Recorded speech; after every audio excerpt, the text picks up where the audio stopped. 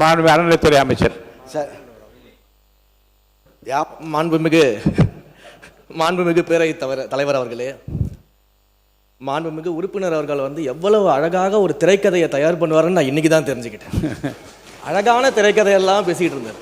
அதுவும் விவசாயிகள் மகிழ்ச்சியாக வாழ்ந்தார்கள் 5 ஆண்டுகளில் போகிற போக்கில் ஒரு திரைக்கதை வசனம் ஒன்று சொன்னார்.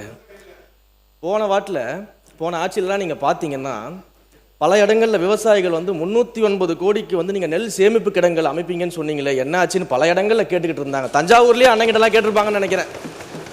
அப்போ அதெல்லாம் என்ன ஆச்சுன்றதை பற்றி சொல்லலை. வாகன போக்குவரத்து இருக்கு பார்த்தீங்களா, அந்த கொள்முதல் செய்துவிட்டு வாகன போக்குவரத்து செய்யக்கூடிய பல்வேறு முறைகேடுகள் நடந்ததாக விவசாயிகள்லாம் போராட்டம் பண்ணாங்க. அதெல்லாம் அண்ணன் கண்ணுக்கு வரவே இல்லையா என்னன்னு தெரியல. கரும்புக்கு வந்து ஒரு விலை நிர்ணயம் செய்துவிட்டு, கரும்புக்கு ஒரு விலை நிர்ணயம் அரசாங்கம் செஞ்சா அந்த விலைக்கு கீழே இன்னொரு விலையை அதிகாரிகள் நிர்ணயம் செய்து கருது கொள்முதல் செய்ததாகலாம் அன்னைக்கு விவசாயிகள் போராடினாங்க, பிரச்சனை பண்ணாங்க. அதையும் அண்ணன் மறந்துட்டாரு போல. இப்படி ஐயா விவசாயிகள் சொன்னதான் சொல்றேன், இப்படி எல்லாம் நடந்துகிட்டு இருந்துச்சு. இதுல அண்ணா வந்து அழகா சொன்னார், யார் யாரெல்லாம் விவசாயிகள்னு சொன்னாரு.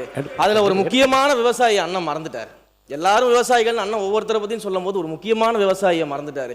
கரும்பு தோட்டத்துக்குள்ள கான்கிரீட் போட்டு நடந்த விவசாயியை பத்தி அண்ணன் சொல்ல மறந்துட்டாரு. அப்ப இவங்க சொல்ற கதையெல்லாம் எப்படி இருக்குதுன்னா, சர்க்கரையை எறும்பு தின்னுருச்சு, சாக்க கரையான் தின்றுச்சுன்னு சொல்ற மாதிரி இருக்குது ஒரு கதையெல்லாம்.